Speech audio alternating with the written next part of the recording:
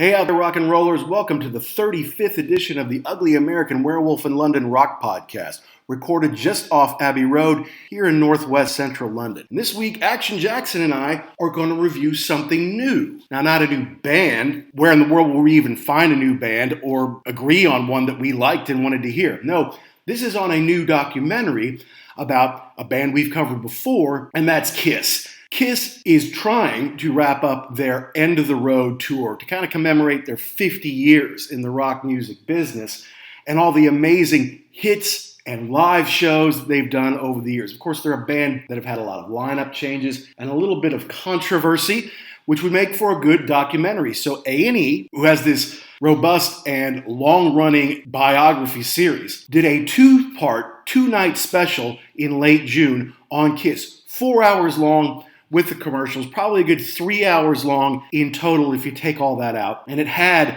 Gene Simmons and Paul Stanley, the longtime original founding and never left the band members. And then they had a lot of interviews from people over the years who were in the band or were around the band, part of the band. Now the glaring missing pieces were, of course, Ace Frehley and Peter Criss, the original lead guitarist and drummer, who helped found the band, who helped create the sound, who made all those classic albums in the 70s, and created the look with Gene and Paul, and who came back in the band at the late part of the 90s and into the 2000s there. They did not participate. Now, they were offered a chance to participate, but as is the case with Peter and Ace, there's always some kind of angst or mistrust, distrust, whatever you want to call it, about how much they're really going to get paid, and of course, how much control they'd have over it. So there was a disclaimer that Peter and Ace did not participate and they do not endorse the views of that thing, which is a little bit of a shame, and we'll talk about that here. But it was amazing to see all the different characters, all the different people who had played a role in KISS over the years, especially like Eddie Kramer and Bob Ezrin, their producers, and to learn a little bit more about the background of the very early days of KISS and some of the stuff that had gone on behind the scenes. Action and I are big KISS fans. We've watched KISS Exposed and KISS Extreme Close-Up videos they did in the 80s and early 90s over and over and over again to learn as much about KISS as we possibly could. And this is obviously not going to be something just for hardcore fans. When you're on A&E, you have to appeal to a wider audience and to more casual fans and maybe people who don't even really know that much about the band. So they don't go in depth in the music necessarily. It's kind of more about the soap opera, the story of the band, how they got big, how they fell apart, how they put it back together again, and all their trials and tribulations over the years. And so we're going to talk about that here today. Before we get into KISStory, we've got to talk a little bit about the new Iron Maiden single, Writing on the Wall, that was released just recently here ahead of their 17th studio album, Senjutsu, with an incredible animated video. So we'll talk about that a little bit before we get into KISS. Now, as usual, we want to hear from you to know which songs, which albums, which bands you want us to talk about. So you have to tweet us at ugly_werewolf or at actionjack72, and you need to check out all past episodes at www.uglyamericanwerewolf.libsyn.com. And check us out on feedspot.com. We're in the top 25 rock music podcasts. So with that, members of the KISS Army, get ready to rock. We're doing the KISStory A&E documentary here on The Wolf.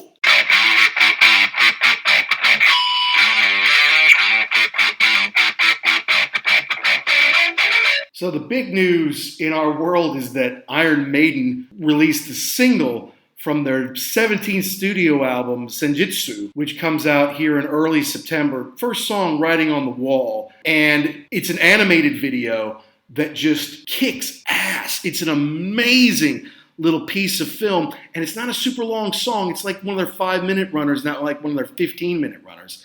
I fell in love with it the first time I saw it. What was your initial reaction, Jackson? I mean, pretty much the same thing. I mean, you tell me new music from Iron Maiden, I say, okay. And then, yeah, to put it together, the song is cool. The animation is fantastic. And just to have them back in the land of the living with new music, I'm excited. And then there was the other part. People saying, well, what did you think about the album cover? I think it's a little weak. Shut your mouth. What? It's phenomenal. Samurai Eddie is I mean, like you said, 17 records, and you come up with something that's like, wow, it's plain. It's just the face and the armor with the swinging the sword. Mm-hmm. It's phenomenal. And the video has all these different references. When they show the sky, at the beginning, you can tell that that's like the same sky from like the Flight of Icarus kind of thing. There's all these little things that pop up everywhere, and the four horsemen were like, the four kind of prototypical Eddies, like the Blade Runner Eddie and the lobotomized Eddie and the Killer's Eddie. It's like, there's a couple of great videos out there on YouTube now where they show, and if you freeze it here, you can see, that's the Eddie's box set,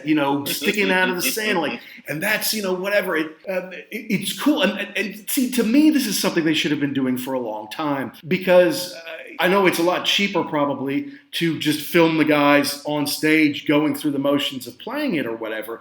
But they have created, much like Kiss, this character of Eddie, who is kind of timeless and can go do things on different planets and all sorts of amazing, fantastical kind of things. So Iron Maiden lend themselves big time to doing some animated videos. Why it wasn't done before now, I'm not sure, but to great effect. I think it's amazing. Yeah, and we were talking too about how even that clip could have fit into one of our favorites, Heavy Metal, the movie.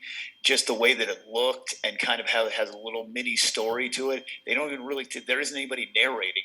But you can follow along with what's happening. It's a really cool little vignette. And now thinking about that, some of their older songs, if you were to go back and animate those, right, it would be really cool. I think the one that I was thinking of was "Can I Play with Madness?" Because that video was like, there's kids in a school and and there is a little bit of animation where Eddie shows up in the sky and it gets all, so to have that totally animated, game changer. Wasn't that Graham Chapman who played the schoolmaster? It was, even though he doesn't say anything. Yes, it was. I don't know how he got there, but okay. That's crazy. But the other cool thing too about Maiden is that, like you said, Eddie is the cover of every single album in a different iteration of him. But the cool part is that the Iron Maiden logo is always the same. Like, what it is. You could see it across the room. Like, oh, that's Maiden. Iron Maiden. Absolutely. But I mean, and just think about like even most recent stuff, like a Matter of Life and Death, where you have the bone soldiers on the tank. You could make a video out of that. Yeah. Or the story of Benjamin Brieg. You've got an album cover or a single cover for it. You could make it into that. The Final Frontier, where he's like in outer space and all that. You could make an animated video out of all of those. Dance of Death was an animated cover, basically. Totally digital from what I can see. So, it seems like maybe they've missed out on something over the years by not doing this more. But I got a feeling, thanks to the overwhelming success and all the positive feedback, you're going to see some more of it. That would be cool. And the bottom line is that it is cool. I'm excited for new Maiden records. I don't know what they're going to do now, because they still have at least a leg or two of the Legacy of the Beast tour, and then they'll probably go into touring for this new record. The only thing that gives me a little bit of hesitation is when they do new tours, it's a lot from that record. So, and recent records, they've kind of got this thing where it's every other tour, right? They'll tour for the new record, and they'll do more of the last 20 years stuff when they've been a 6-piece. Sprinkle in a couple of the old ones. Then the next tour, they'll do like a greatest hits, and they'll do stuff from the whole catalog. But they just realize, look, we've got a lot of people who loved us from the 70s, 80s, and early 90s, but we've got a lot of people who have come on in the 2000s, like in the last 20 years. They were 12 in 2000, and so they know Brave New World and Dance of Death and Matter of Life and Death and all those, and they feel obligated. Hey, this is Action Jackson. The Wolf and I are coming at you on the Ugly American Werewolf in London podcast.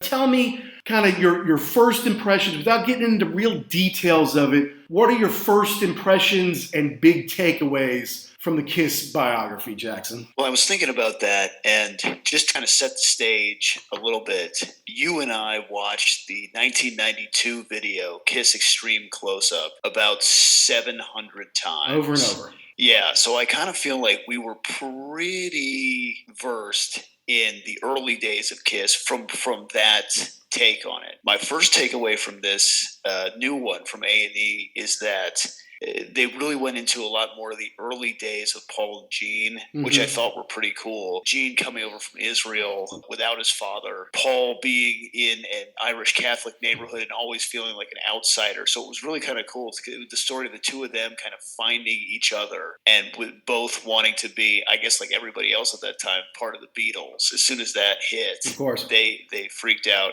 and wanted to do that. But kind of the overview thing is, this was going to be really hard. I mean, this is a band that has almost 50 years of history together, and you're going to compress that into basically 2.5 hours, because you take all those commercials. Yeah. How are you going to make a show that is going to appeal to hardcore Kiss fans and then people who are like, well, you know what, I've heard of that band before. Let me take a look.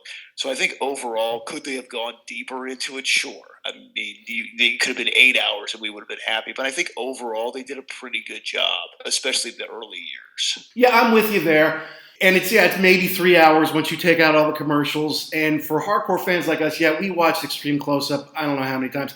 And Kiss Exposed too, which came out a little bit before that. It really was about showing their videos, and the interludes in between were kind of staged nonsense to show them chasing the girls or whatever. Yeah. But they did talk a little bit about their history on that. And so between those two, we definitely had background. And then, when they got back together in the late 90s, there were lots of little biographies and documentaries on that we tuned into as well. So we are, I would say, pretty hardcore Kiss fans. Maybe the super hardcore fans wouldn't say that about us. Like the guys who write the Shout It Out Loud cast, which is a great show about Kiss, and they have a two-part podcast on this. Actually, their podcasts are longer than the shows themselves with commercials. It's because they've got to go really in depth, and they do a lot of reading of their emails and what other people are saying to them about it. But it's worth listening to. But I knew that this was going to become the defining documentary on Kiss. Right? Because kind of Extreme Close-Up has been for so long, really. And now this is going to be the defining one. So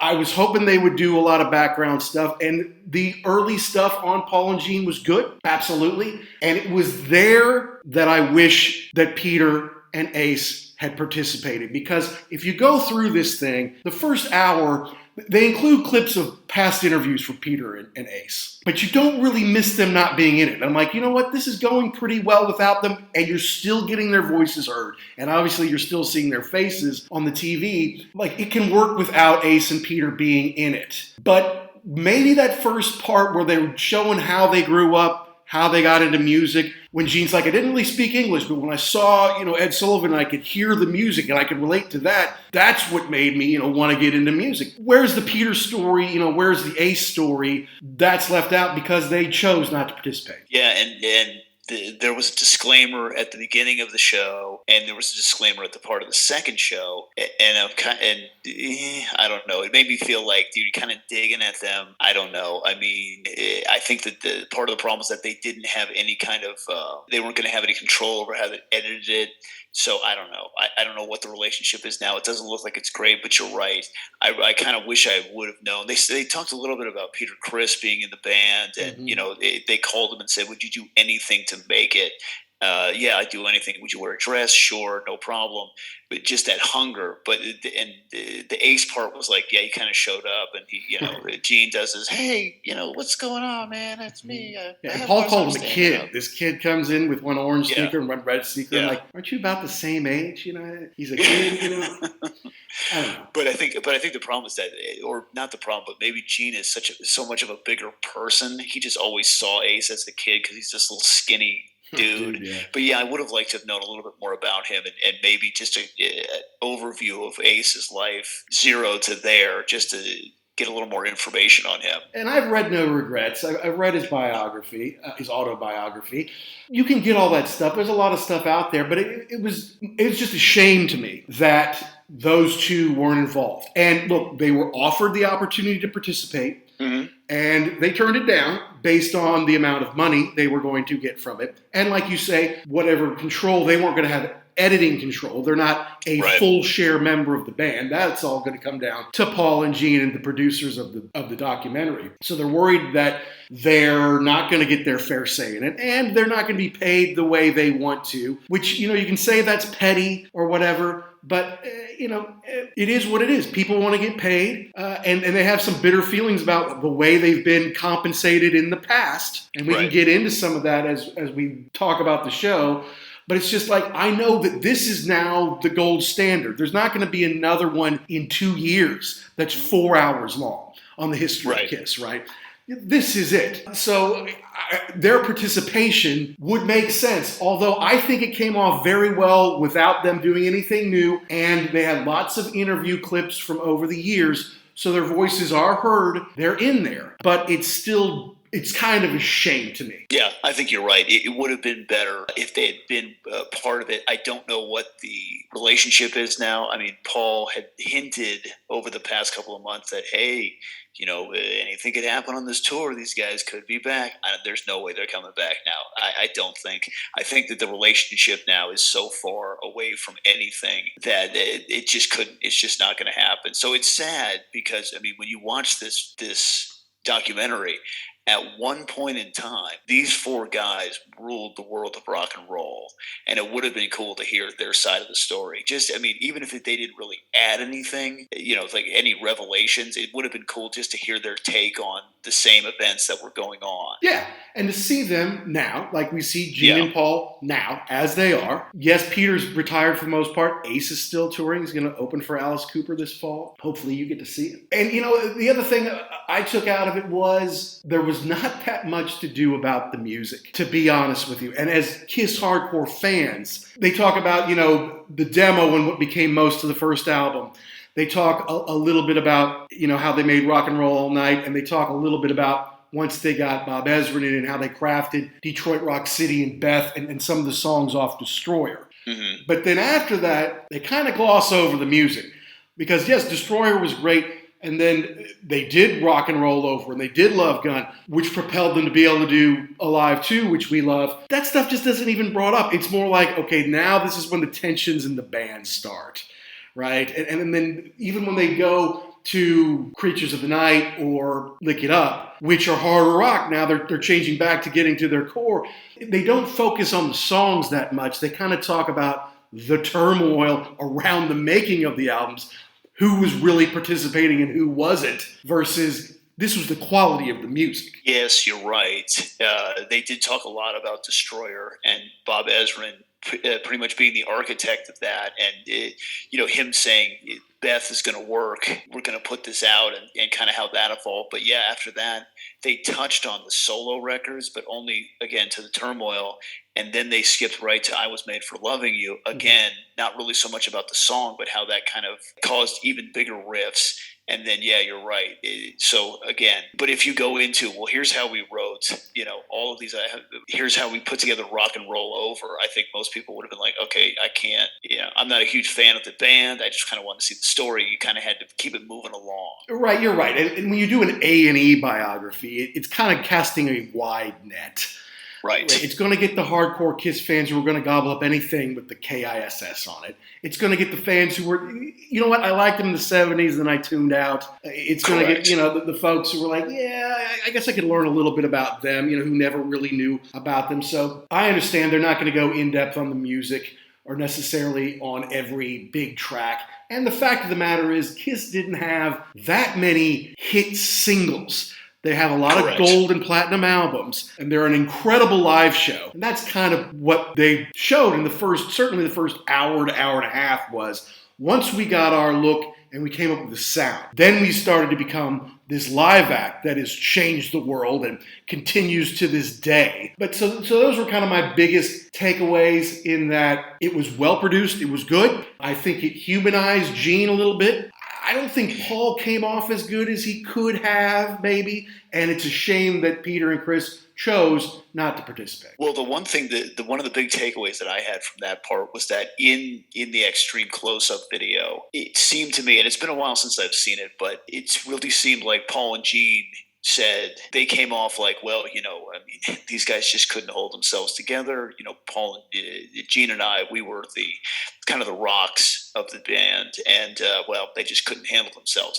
In this one, Gene, he points out the fact that while Peter and Ace got into drugs and drinking, his thing was he just became this absolute ass of a person, just self-absorbed, self-centered, and he said one of the things that was interesting, he said that was harder to hide, but he was really becoming this just jerk.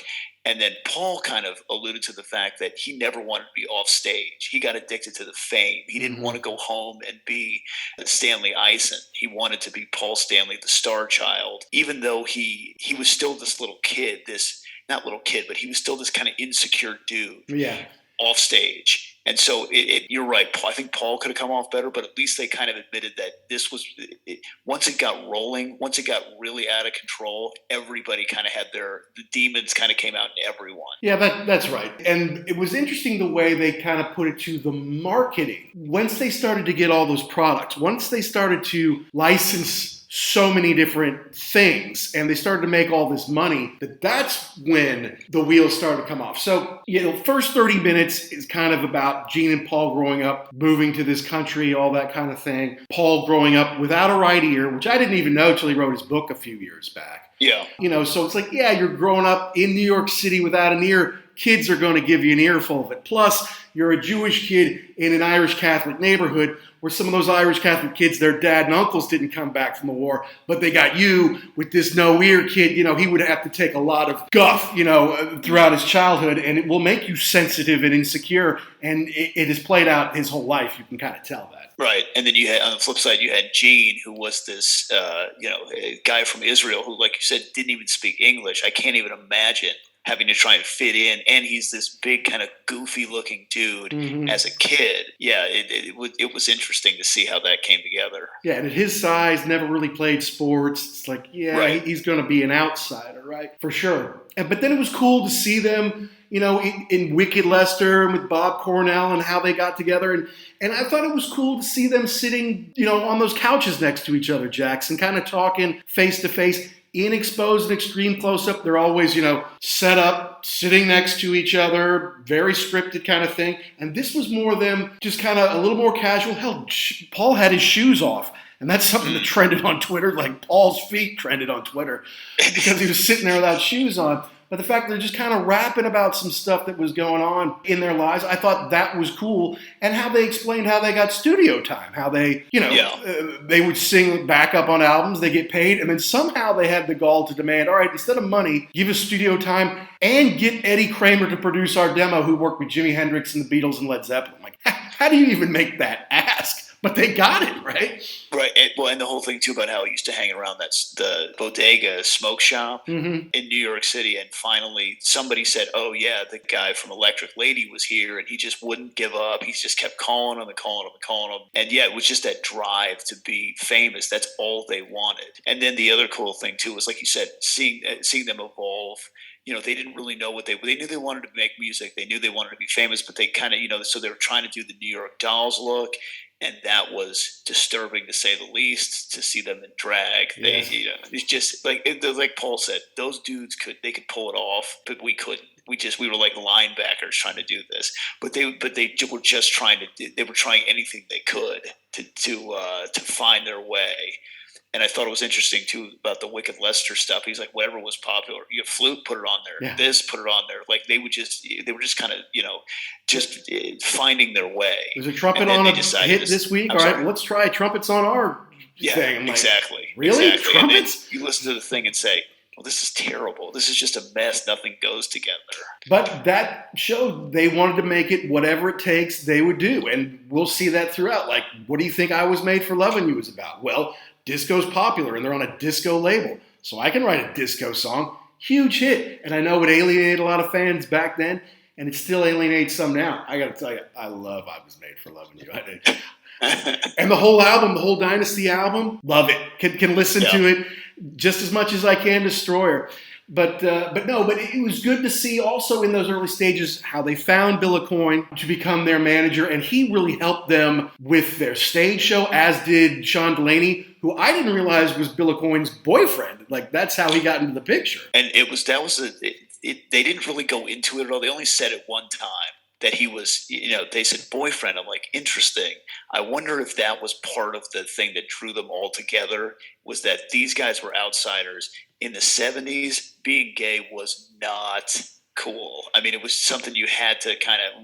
You had to keep under wraps. So I just wonder if them all kind of being outsiders saying, we're getting together and we're going to take over the world together. I don't know. Yeah, but I mean, teaching them how to do, their images. Bill Coyne's like, don't go outside without makeup. Right. Make sure you keep your face hidden. Sean Delaney filming them to show them what they look like on stage, so that they can start to do those moves where they go back and forth, which they still do to this day. Mm-hmm. He helped them refine that stuff, creating a drum riser that went up all of 6 feet. Well, now it goes up like 40 feet, and they come out of the sky. But it was like Bill Coyne and Sean Delaney who helped them with a lot of that stuff. And then Neil Bogart from Casablanca Records, obviously helped them too, and helped them kind of infuse sound.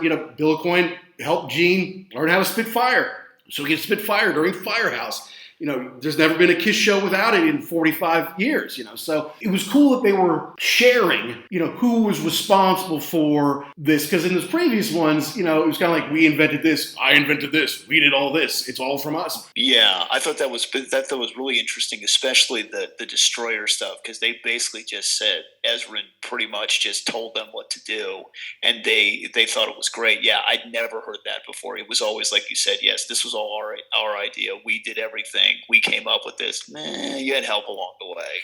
Right. But and so before we skip to the Destroyer part, yeah, I mean, they make the first 3 albums. They don't sell much, but they're killing it on tour. They get kicked off tours because who wants to follow Kiss? And Argent's manager is unplugging them, so they can't do an encore. So then their road manager goes back and sticks him in a road box, so they can't unplug him this time. And then they get kicked off, And then they don't have any money, so they got to get picked up someplace else. So eventually, Alive comes out, and yes, it's punched up. And Paul has this saying, like, you don't want to hear a mistake every time you listen to the record, because it's very famous that Alive is not that alive.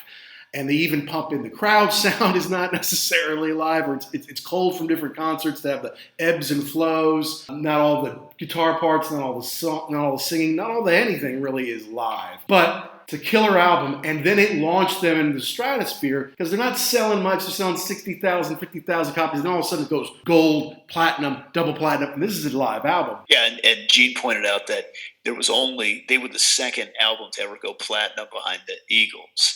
I don't know. Eric Singer said something about it was kind of cool to see him because he was a Kiss fan from day one. And he said, yeah, once you see them live, you're hooked. And that was the thing. They knew they needed – I know they said something about how they had to make an album on the cheap because they were hemorrhaging money. So let's just do a live album because it's cheap. But then Ezrin was the one who said – no, it wasn't Bob Ezrin. It was Eddie Kramer. Mm-hmm. He said, we're going to make this thing like you're there. Mm-hmm. And because they overdubbed it, I mean, yeah, you're right. Did they fake some stuff? Sure. But like Paul said, you do the explosions. If you really record them, the mics are going to collapse. Right. They can't handle that sound. So let's do it in a way where it's kind of live, but not really. But it's like this perfect replica of being there live. Yeah, and Bruce Kulick played on there, who we lost last year. Bob Kulick, I guess. That was one thing, real quick. That was kind of annoying that they just said session player. It's like, really, you can't mention Bob Kulick, who was Bruce Kulick's brother. Yeah. I mean, who just passed away. Right. You can't give him a little something, but oh well. But then it's time to go in to do Destroyer, and Ezrin is running it like a train schedule, and apparently he had a whistle around his neck that he blew. Yes. To tell him to get back in line, let's start over. And Gene's saying he basically told Ace what solo to play on Detroit Rock City. And then, Paul, you come in with the harmony. And Ace didn't like that. And this is where they say the first cracks are happening, right? Because before then, there's 4 guys. They're sharing rooms on the road. They don't have any money. They're just going out to try to give the best possible show. They're all hungry. Everybody's got nothing. Then this is where all of a sudden it starts to be a little bit of a job. It's like, yeah, you come in the studio and it's not that fun. You're not just hanging out and playing what you want. Someone's telling you what to play, when to play, how to play. And all of a sudden it's like, this is not exactly what I got into this for. And then because the touring schedule was nuts, and they continue to put out those records, Rock and Roll Over and Love Gun, along with Destroyer, they all came out within like 18 months or something crazy like that. The guys are starting to burn out. Right, and the one thing they pointed out in the making of Destroyer was that at that point in time, cocaine was everywhere, and Bob was a big fan of cocaine and apparently could out-party Peter Criss at that point in time. And it's just, it's you kind of have to keep going and keep going and keep going and keep going. So what's going to help you out? Your friend cocaine. Yeah, a little Colombian marching powder. Yeah, and to your point, Ace, I think, was always kind of a guy who was just kind of fly by the seat of his pants. Like, oh, this sounds good, I'll play this. Yeah, and said, no, do it again. No, do it again. Play it like this. Nah, that wasn't going to fly with him. So at the height of their power, call it 77 or so, when they're, Bill Coin's like they make $117 million a year, like in everything they license and all that. Yes. Which is like $500 million or something crazy like that in today's money. That's so much money. But obviously then that changes you. Then you don't have to share hotel rooms anymore. You don't have to share a bus or a plane if you don't really want to. Right. And the friendship and the bond will start to crack because you're just not doing it anymore. And the scene that struck me in there was when Paul's like, we're trying to get him to lay, his guitar track down before he passes out. Or Gene's like, look, you've missed the whole session where we've laid down the song. We need you to come in and play your solo. He's like, I can't, man. I got a card game. I'm like, I guarantee you Ace Frehley said that. I guarantee you 100% Ace Frehley said that. And that's part of why we love Ace, because he's such a flake and would do something like that. But if we were in his band, that would piss us off to no end. Well, and the one thing that they pointed out was that they were mad at Ace for being who they wanted him to be. He was a rock star. But to your point, yes, that comes with flashy guitar work, improvisational stuff, but also the other, not to being dependable. Yeah, I feel, I don't want to do that. I'm going to go play cards, or I'm going to show up drunk or whatever. Yeah, you have to take both of those things. And yes, if he was in the band with us, we would strangle him because this has to get done. And I don't want to hear that either you're not showing up or you are showing up, but you can't play because you're wasted. And that's the bigger story from 76 to 79 versus there were great songs on Rock and Roll Over, or, Love Gun took it to the next, or Alive 2 came out and it was another huge success. And then what was interesting to me also is like, so then you get through 77 and 78 is this real pivotal time where Ace is ready to leave, do his own solo album. Gene's like, nope, we'll all do solo albums. We'll all do great. And everyone thought Ace's record would suck. Right? It's like Ace can't keep it together. Ace can't write songs. He's only written, a handful in the 7 years he's been in KISS or whatever. He's not going to be able to write a whole album. But he got Eddie Kramer to produce it. And Eddie found him New York Groove. And Rip It Out and some of those songs would have been great KISS songs. They would have been great on a KISS album. And it did sell the best of the four. But you put those four out, kind of expecting the fans to buy them all. You put out Kiss Meets the Phantom of the Park, which Paul called an incredible piece of celluloid or something like that on there. Look, in retrospect, given it was like an ABC movie of the week kind of thing, it's not that bad. It's a little campy. And if you see the one in Kissology, which is different from the VHS that we had growing up that we watched, it makes a little more sense. The music is a little bit better. But I get it. They wouldn't show up to overdub their voices. They wouldn't show up to loop. And sometimes they would just leave in the middle of shooting scenes, which were often in the middle of the night because they had to do it when the park was closed and they had to do it at nighttime. So they're like, I got other stuff to do. And so they had stunt doubles who then also had to be stand-ins, right? And you can see the guy, Ace's stand-in was black. He's an African-American, he's a black guy. And it's fine in a fight scene where you can't see him, but then you do a close-up because Ace isn't there. It's like, man, that ain't Ace. Correct.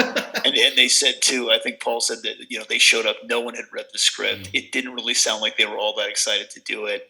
I think the deal on that was that I think they had to retool it because it turned out they couldn't act. I know one of the things, they didn't say it in this one, but I've heard it before, that, Ace does a lot of the ack Right. in the movie because he just wasn't really even talking to them now. And he just kind of make noises like, Right. So, and I think he was mad that that's what his part was, but it was like, dude, this is how you're communicating with us now. So yeah, I think, I would imagine that making that movie, they didn't really say it too much, but that was just that you could have a documentary on that being just a total disaster. Absolutely. And it's not, they didn't bring it up, but Peter's voice is not in the movie because he wouldn't show up to loop his voice. So when it wasn't good enough, they had to get somebody in there. And it was a voice that I've heard on like G.I. Joe cartoons, like a guy who does voices for like Hanna-Barbera or whomever. Professionally, they had to get him in there to do it. So that's and that's a little weird too, because that kind of takes you out of it because everybody else is horrible. And then Peter is like, wow, he sounds fantastic. Yeah. He delivers his lines, no problem. That's not him at all. So in 78, you give him the 4 solo albums, which is like, am I really supposed to buy 4 albums? And do I really like everybody's voice? And are any of these any good? Plus, they give you Kiss Meets the Fan. They do some touring and they're giving you all this merchandise. So when 79 comes around, they do the Dynasty album. Yes, it has I Was Made for Love You, the big disco hit, which maybe brought some more people to Kiss, but I think it alienated a lot of people too. Mm-hmm. And they were finding it hard to tour in America. Dynasty Tour did okay. Unmasked did not do as well. And obviously that's when they kind of took the vote, quote unquote, to kick out Peter. And Ace was kind of like in the film, he said, well, if it's going to happen, it's going to happen. So but Gene's like, Pete, he voted him out, but it also may have been, Gene, we'll bring in a new guy for 5%. So you're going to go, Ace, you're going to go from 25% to 32%. If Peter leaves, like, yeah, I'll take my 32%. Or something like that. I can just see that happening. They didn't mention that, but that's just something I'm guessing. But, so Peter and Ace aren't communicating with Gene. You could see the scene from the Dynasty Tour where Gene is leading Peter up on stage, dragging him by his hand. We've seen that before. So obviously these guys were not leaving it at the bottom of the stairs. They're like, well, I can continue to drink and snort and do whatever as I walk on stage. And that's when it becomes a problem. Right. And then they did mention part of that. There was some song where he was off tempo or something. And so, Paul said, hey, pick it up. So then he goes nuts and goes super fast on it. It's just, yeah. And then they said you couldn't get in front of the drum riser because that was his deal. And he'd throw sticks at you. And yeah, it was just, I can imagine just, you go on stage like, what's going to happen tonight? Yeah. Can we just make it through this thing? See, Ace is a wild card, but he's kind of a benign, idiotic wild card. Peter seems like he's got a bit of a mean streak, a little evilness to him. And he's one of those guys who wants respect, but he doesn't earn it all the time. He kind of demands it, doesn't command it. I feel like that's something that kind of popped up, but it was his voice saying, I'm looking at 78, like, it's cute that, okay, there's a doll out of us, or it's cute that, you can buy our face paint and dress up like us. But then all of a sudden there's more cute stuff. There's more products. There's all this stuff. And even Eric Singer's like, so in 75, 76, I love going to Kiss concerts. It's who I am. It defines me. But you get to 79, 80, and there's little kids there in the makeup. And old people. And there's, grandparents are there. And it was no longer cool to go to a Kiss show. And like, I buy that. Now, come full circle, I will admit, I took a 4-year-old to a Kiss concert a couple of years ago because I wanted her to see it. I wanted her to experience it. But would I have done it in 79? Probably not. Yeah, and I think that was the real when the worm turned, when guys like Eric Singer said, I'm not doing this anymore. This is not for me. Yeah, I think then it became just this big commercial enterprise, and maybe they didn't care who was there. As long as somebody shows up and buys the ticket, I don't care. I'm just here to make money. So then get into the 80s. Chris is out. They replaced him with Eric Carr. Great drummer, but they admit now that coming up with a new character was the wrong thing to do. Nothing against the Fox character himself. And Eric was a great drummer and a great singer. When they showed him doing a Black Diamond, which is one of my favorite all-time Kiss songs, he does it great, and he's clobbering those drums. He's awesome. He doesn't quite have that swing thing that Peter has. He's more straight ahead rock, but he's really, really good. But at this point, they're not really touring America anymore. They can tour some other places, but they're not selling out in America. They had to cancel shows. They make The Elder, which is a concept album, like it was supposed to be The Who's Tommy, and Tommy, it ain't, man. It's not that good. I guess it was a concept that was maybe going to be a movie. They brought Bob Ezrin back, like, okay, we're going to make this around Gene's idea of, The Elder that's been there the whole time. And for 1981 and for Kiss, it was just a misstep. Yeah, and I had mixed emotions on that because it's kind of cool to see somebody say, hey, we're going to do something new. I have this great idea. It doesn't sound like anything we've done before, but, hey, come along with me. Mm-hmm. But I think it was just kind of like you said, a misstep. It didn't really land. It was weird. It wasn't a Kiss record. You had Gene and Paul with shorter hair. Mm-hmm. And so it was just, what are we doing here? It's Kiss, but it's not Kiss. Right. We got a different guy. We've brought the costumes back down. And from the Dynasty days, they had to come back down in scale. The costumes were getting out of control. So they modernized it a bit, but the shorter hair kind of threw them off. They're doing songs like Shandy videos, and they're doing World Without Heroes. And I think Shandy video was the last day Peter Criss was ever in the band, which is interesting when you consider Eric Carr's last day, which we will later. But they would do videos, but they couldn't really tour America anymore. Once they did Creatures of the Night, and it's interesting to hear Ace say that if they did Creatures before The Elder, that maybe he wouldn't have left the band. Yeah. Because it sounds like at the end of the day, he was so unhappy. He needed to leave the band or he would have died. He would have drank himself to death or he would have crashed his car, which he did anyway. But, it's interesting to hear that because Creatures was more of a return to form. He played well on The Elder. He played well on Creatures. And he got more writing credits on Dynasty Unmasked because he did have the successful solo record. And Shock Me was kind of a hit off of Alive 2. So he was getting more participation if he wanted it, but he didn't always do it, I guess. They still needed people like Vinnie Vincent to come in and play on Creatures of the Night. And so he left before the tour. And I think, once again, I don't know, did he make the video and then not do the tour? Or did he leave? I think that's what happened. He just decided he wasn't going to do the tour. He was in videos promoting it, but then he didn't do the tour, and that's when they brought Onk Boy in. And that was kind of a weird thing, too, because it really kind of seemed like in this iteration of the story, they really kind of glossed over Vinnie Vincent. They were like, he was a guy, he was hanging around, we put him in the band. Anyway, moving on. I'm like, okay, Look It Up was a pretty big record for you guys. And he wrote some of the songs on there. He was not just a guitar player, right? And he wrote with them later. He continued to kind of be in their orbit for a while. Right, and I know they've had problems with him in the past. He was not included in this. I saw the parts of the interview with Eddie Trunk. I don't know what's going on with him now. It would have been interesting to hear him, kind of his take on that. But I think that they were just like, we're not even getting involved with this guy right now. No, and as important as like the MTV unmasking was and all that kind of stuff, and then the new videos with them without the makeup, it was just that one album. He played some on Creatures. They're on the big tour. He was on the South American tour where they played to 200,000 people. Yeah. But he was also, doing the tours where, they had to cancel some shows or they only played to a half-packed house. And on the Lick It Up tour, because they promoted it in Portugal and Spain with the makeup. Like, here comes Kiss and the makeup's out there. And then they get on stage and there's no makeup. People are like, what is this? Yeah. So it's like a very Spinal Tap kind of lifestyle for them suddenly, right? Yeah, and the whole, they took the makeup off. They took that big step. I think they needed it at that time. I think the makeup was, it had run its course at that point in time.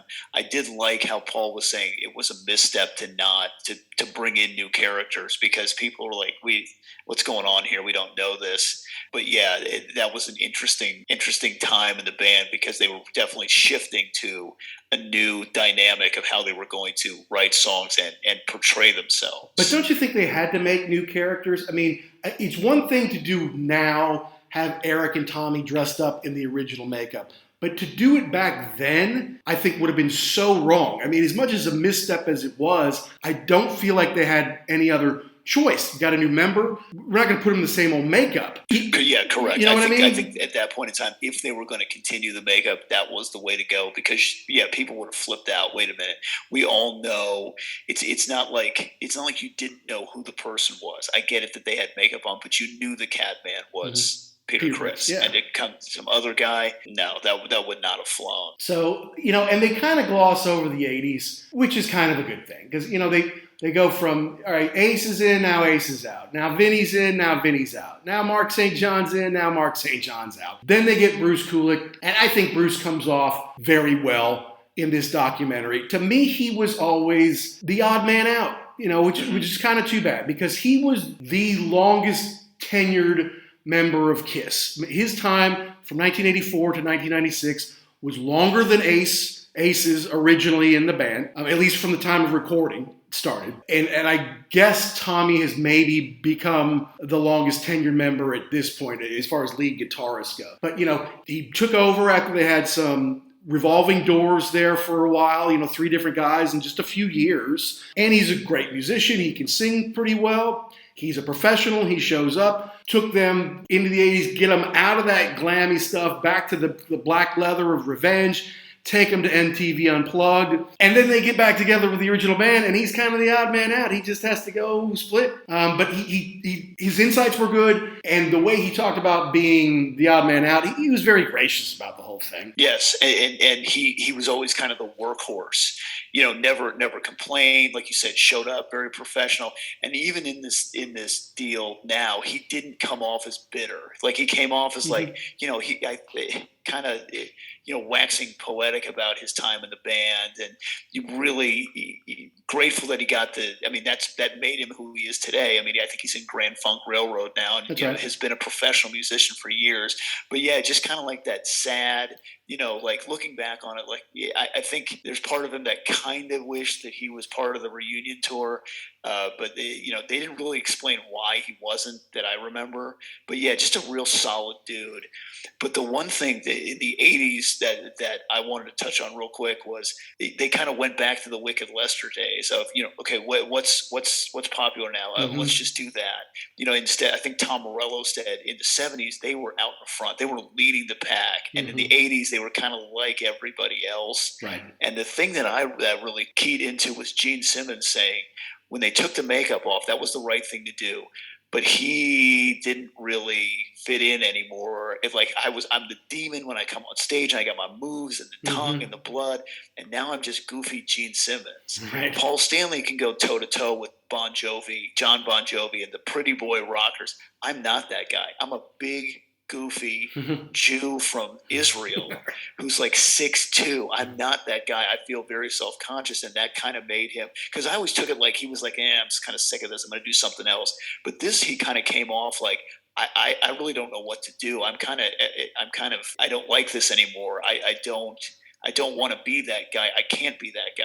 Very self-conscious. Yeah, and they're wearing this Dayglow fringe and trying to compete with the Poisons and Bon Jovis and Cinderellas and all that. Making some good music, and some of it charted, and Hot in the Shade did fine, and, the Forever song was their only number 1. Sure, that's great. Continue to tour, but it's just not quite the same. And so he's like, so it's not turning me on, so I go seek my fun elsewhere. I can go chase girls. I can go make movies. They didn't show any of his footage from Runaway, where he was not a bad guy, with Tom Selleck. But, and he's producing movies, and maybe he's producing a band, maybe he's going to manage a band. And, so he's coming to KISS as like the last thing. He comes in late from being up all night, working on 3 other projects, not from drugs and alcohol, but because he's got other stuff that interests him more. And that's where Paul's like, to Gene, maybe it was a joke, but it wasn't a joke to me, because Paul has always taken it very seriously. And for the most part, especially the last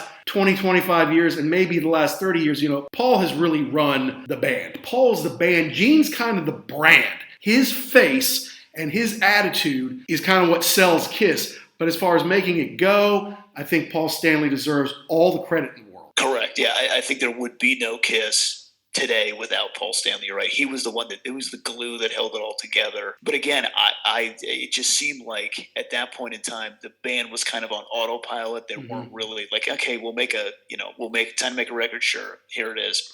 What do you want to do? Animal Print this time. Cool. Yeah. Dayglow, fringy stuff. Can we get Desmond Child in to write some songs with us? Can we get Vinnie Ponce in to write some songs? Because I don't know how to write these hits, but if he's writing them, bring him in. I want to be on the charts, So that's what they kind of suffered through. Another thing that came up there is we kind of get our first introduction to Tommy Thayer in this. I got to tell you, as much as I want to dislike Tommy Thayer because he's taken Ace's spot on stage, Tommy came off of this incredibly, incredibly likable, like grateful for being in the band, always been a fan, doesn't take it for granted, and doesn't think too highly of himself, doesn't take himself too seriously. Yeah, and just what kind of the utility guy. Whatever you need me to do, you want me to go over the songs with Ace and Peter, no problem. You want me to be the tour manager, run the KISS conventions. I think he was the boots on the ground guy for that. So yeah, I didn't know anything about that. I just figured he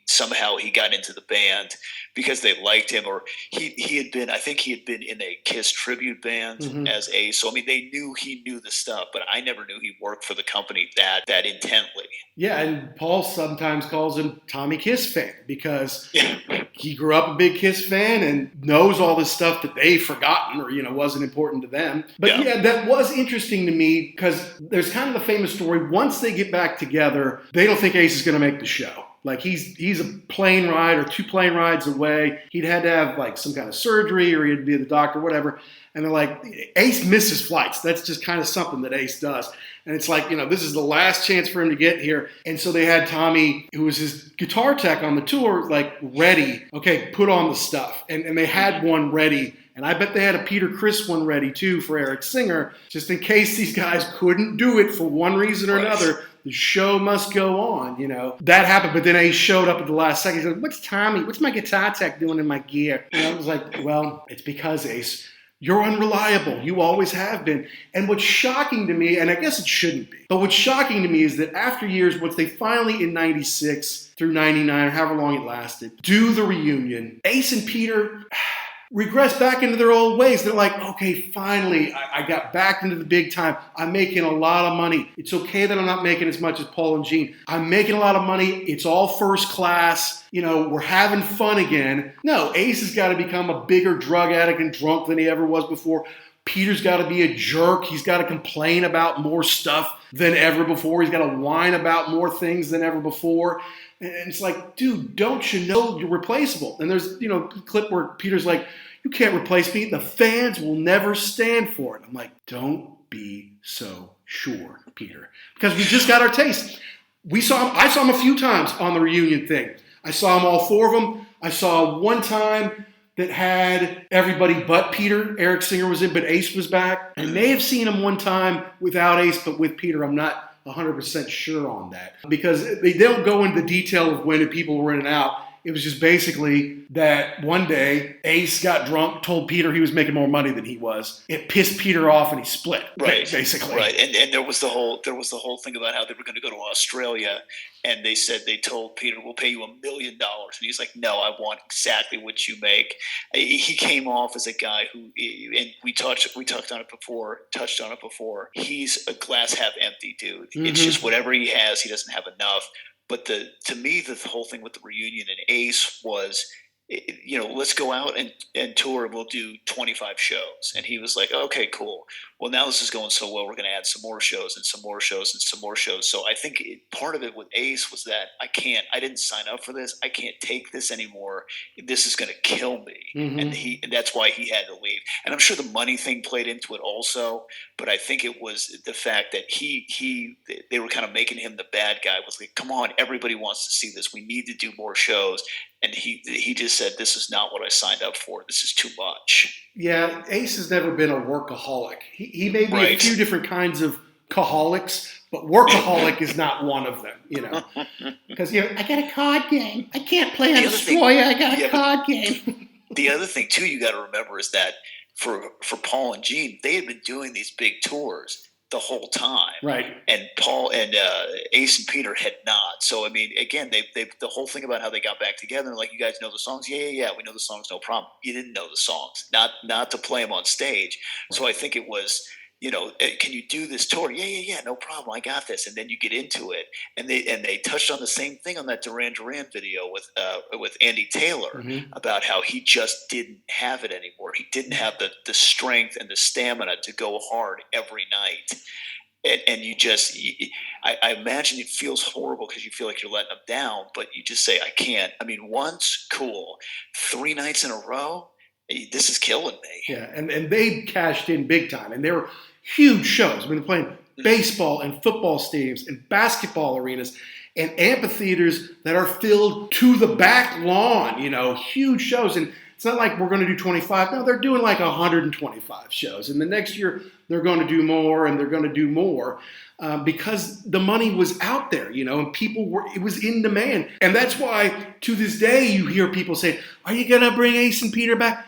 They probably shouldn't, okay, because they can't really keep up. They can't play anymore. And could you do 40 dates with them? I seriously doubt that. There's a lot of speculation that at the end in New York, the final show, that Ace and Peter will make some kind of appearance, maybe even Bruce Kulick. Who knows who else might come up. A lot of speculation about that. But they've had their chances, second and third and fourth chances, and we've seen it. And it's about putting on the best Kiss concert ever, especially like this is the end, they're not going to be anymore. So let's do this as well as we can. That's why we do this as good as possible. That's why in the opening, the first minute or two, like we've rehearsed for months. Not because we're rusty, but because we have some pride in going out on top. We want to do this right. And when you see footage when they're rehearsing for the comeback in 96 and Ace is back there playing, and all of a sudden Paul starts shaking his head, no, like that doesn't come now. That's on the next one. You and I have seen Ace perform. I know he's messed up the songs live. When we've seen him play, I'm like, okay, doesn't that come later? Or isn't he skipping ahead to that part? I don't think he's on that, So when he's like, Tommy would have to go in and show them how to play the stuff, work with Peter to get him up to speed, work with Ace to get him up to speed, and then show him the choreography of the dance, not really dance moves, when they go back and forth and pop, pop, pop, I believe that happened, and obviously it did. It was magic for a while. A couple of years, it was great. But then it just sounds like the old stuff started to come back in there. Right. And it's, and it's a problem. Now, Ace has gone on to do more in the last 15 years. He's made a bunch of records. He's gotten himself sober. Thank goodness. He's done some good tours. What's Peter Criss been up to since leaving Kiss? I mean, complaining about Kiss. Pretty much. That's what he's been up to. Yeah, I know. I think he's going to be on the new John 5 record for a little bit. But I thought the one thing about Tommy that I thought was cool was when they were talking about that. He's like, yeah, I had to go back and work with these guys and show them. But it was really cool to stand there with Ace and play guitar with them. Like, that's kind of cool. Yeah. Or stand in front of the drums and show Peter kind of. And he didn't even say show. I think he was just kind of like reintroduce them. Like he didn't come off as like being like a jerk. Mm-hmm. More of a fan, like you said, Tommy Kiss fan. But the other thing that I thought was really cool was they said, we got to go big time on this. We got to get Doc McGee. And they're like, okay, so we're going to do some couple of club shows. And Doc was like, no, we're doing stadium tours, stadium shows, and that's it. Because the club show is going to send the wrong message. Mm-hmm. And he was exactly right. Yeah, well, I'm going to play in a couple of people. No, we're either going big or going home. Yeah, seeing Doc shed a tear that it's over. Oof. I thought that was staged. It's just the way managers are, right? Or are you crying because you're sad because the music's going away, or you're not going to make any money anymore? The paycheck's going away because 15% of Kiss, that's a lot of money, man. Especially over the last 25 years. What's interesting to me is they touched on it a little bit, but I don't know that they thought it out. When they went ahead and did the reunion, they put everyone back in their makeup. And they did it as long as they could. Mm-hmm. Now it's like, okay, we've got dates booked, but we don't have Ace or we don't have Peter. We still have to do the same show. We can't just have a guy out in jeans, playing guitar out there. He's got to have the spaceman look. He's got to have the choreography. He's got to, shoot the fireworks out of the top of his guitar at the same time. So it didn't seem like it was calculated like as soon as they're not ready, we'll just continue on without him. It was the fact that they had to do that to meet their obligations. And then they realized, wow, this is a lot easier. Yeah, they're dealing with these nut bars, guys who are sober, who come to work, who just are, their personalities gel better. They all seem like they get along pretty well in the dynamic of the way the band is now. And Eric Singer's a pro. Tommy is a pro, man. He does it justice. He hits the notes exactly the way they're supposed to go on the album. And he puts a little bit of his own flair in there, but he knows his role. And like I said, he came off great. Singer's always been great. So it was just interesting that it wasn't calculated, but it's kind of the way it worked out, because there's some thought that, okay, once the originals are done, then they'll go back to being the makeupless Kiss. And then maybe, we'll get Bruce Kulick and Eric Singer back. Well, they got Eric Singer back because he can do Peter Criss pretty well. But they got Tommy, and I think that was probably the right. Yeah, and I like the fact that Eric Singer comes off as just this great dude. And the whole thing about how, they were at the KISS convention and Peter Criss showed up, and then it was like with his kids or something. And then it was like, man, let's play a song. And Eric was very kind and, oh yeah, let's do it. And that led to him losing his job, and he was very sad. So it was cool to see him get to come back and be part of the band again, because he's just a solid dude that for a long time was kind of just bouncing around. Like he was the professional, like, studio guy. Right. Like, he needed somebody for a record, but he never had a real solid gig until KISS. And so to see him come back and get to do that again was pretty cool. Yeah, toured with Black Sabbath, but isn't Bill Ward. Toured with the Cult. Toured with Alice Cooper. He's not Alice Cooper, But finally got a real gig that he earned. He earned his spot. Yeah. So good for him. That's good. Yeah, I mean, look, Tommy Thayer and Eric Singer came up good. Eric Carr, I want to touch on this because they did show him in the hospital. They did talk about how his death was so horrible. But I don't know.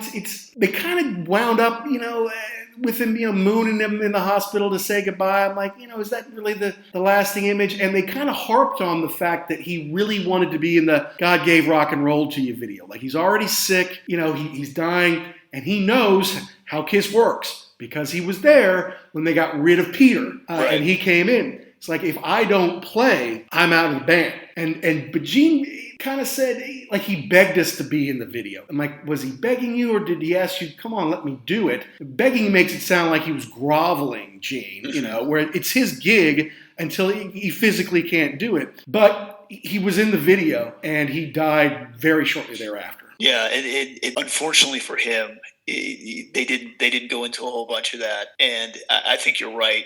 I think it was kind of weird, the begging part of that, and I think he saw the writing on the wall, and it was just kind of sad because, I mean, to me, you got to tell this dude, listen, take as long as you want. You want to take a year, 2 years, whatever. Your spot's ready for you. We'll never get rid of you. But it didn't sound like that. I think he knew that they were going to move on without him.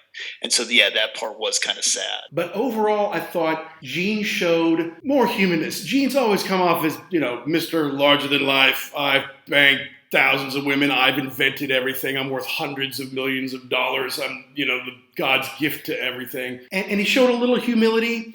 And that, the fact that he was an egomaniac who was out of control, who, all he cared about was money and chicks and power and, I can make movies. I can do, Yeah. It showed that he had a little bit of humility and had kind of learned some things and had come through the other side. Paul still obviously has some issues to me. I mean, that's just kind of the way I thought Paul came off worse than Gene. Of the 4 current members of the band, Paul, to me, came off the worst. Still had some great insight, still had some funny things to say, and obviously it all kind of goes back to being an outsider, both culturally and physically. But I don't know, just like some things Paul still has a hang-up about that he might need to move on from. Well, I know that in the book that he put out, and I've listened to part of the audio deal of it. Yeah, it seems like he kind of focuses on the negative too.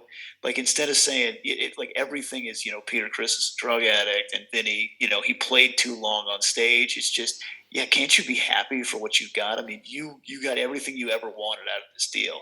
$1 zillion, super famous, still can play to sold out crowds, and you're focusing on the negative stuff. So you're right. I think Gene came off as much more humble, much more thankful than he'd ever had before. So I thought that was cool. But yeah, I don't know. But I think Paul, like you said, he might still have that outsider, the kid that that had to fight for everything to start off with. He still has that mentality that he's hanging on to. And apparently he's always been in a feud with Eddie Trunk because, Eddie is pretty close with Ace. And he gives Ace a voice. And I don't know that he necessarily takes sides. But, Eddie's an enormous Kiss fan, loves the band. Yeah, he has a personal relationship with Ace now. But he also knows Ace's faults. He knows who Ace is. And it's not like Ace Cult. The guys on Shout It Out Loudcast talk about Ace Cult. Now the Ace fans always talk about he's the greatest or whatever. I'm a huge Ace fan. Huge. But I also know that he's an idiot. He makes bad decisions. He does dumb shit. But when he's playing his guitar, he's really cool. He makes a really cool rock star. And that's why I love him. And his makeup, I just like his makeup. I like his outfits. So that's part of it. And he gives Eddie Trunk a hard time. Eddie actually has done a lot of promotion for Kiss over the years, Paul. You would think, you could be a little, I don't know, back off a little bit, right? But I guess he holds these grudges. Again, who's going to be the bigger person? No one's ever going to take that away from you. Just say, you know what? Yeah, he doesn't like it's kind of the stuff that we do sometimes. Like he doesn't like the fact that they switched out the guys in the makeup. That's his opinion, whatever. But so, they've still got dates to do. Mm-hmm. How many times have you seen Kiss? I have seen them. I saw them twice. I saw them once on the Revenge tour, and then I saw them in the Garden on the original Reunion tour. Did you not see them in the arena with us? I don't remember. I hope not, because I don't remember that, and that would be bad if I didn't remember the show. Because Mike went, had his Paul Stanley makeup on.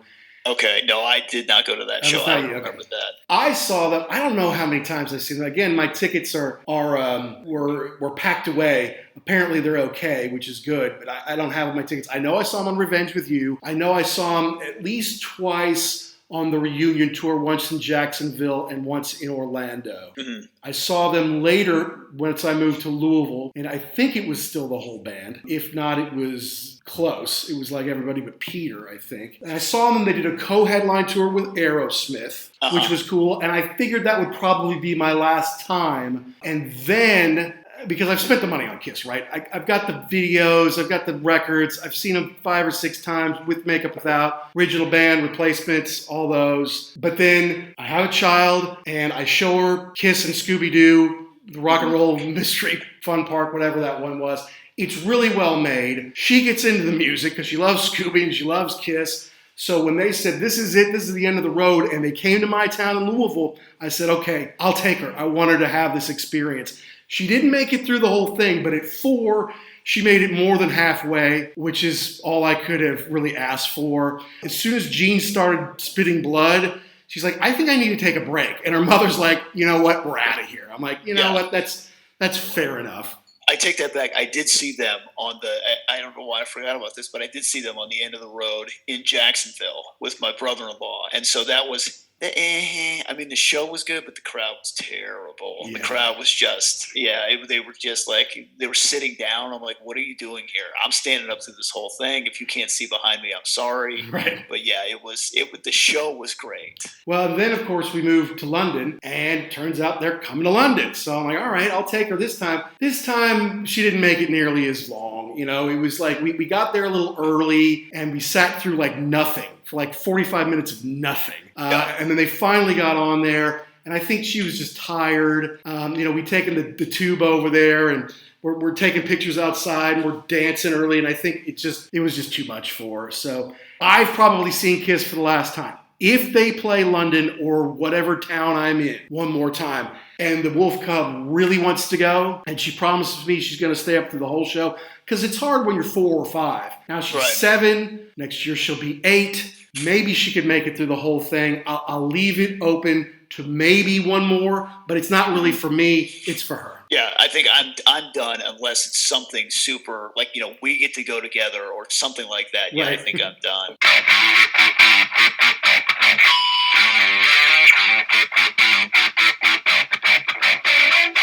Jackson and I get so into talking about Kiss that it's really hard to shut us up. So this is in fact the end of part 1 of our take on Annie's KISStory biography. We're going to come back next week with some more, going just a little bit more in depth on some of the stuff and some stuff that we didn't dive in here today. With the review of Iron Maiden's new song, Writing on the Wall, plus all the stuff that we just had to talk about. We're running a little long. That's okay. We're going to do a part 2, which will be out on Thursday. Our shows come out on Thursdays, and you can get them anywhere. Apple, Spotify, Amazon, Google Podcasts, anywhere that you get your podcasts. Check out all past episodes at www.uglyamericanwerewolf.libsyn.com and download and subscribe there. Plus, you need to tweet us. Let us know, what did we get right? What did we get wrong? Did we miss the point? You have to tell us at ugly_werewolf or at actionjack72. So until next week when we're doing part 2 on KISStory, everyone, all rock and rollers around the world, be cool and stay safe.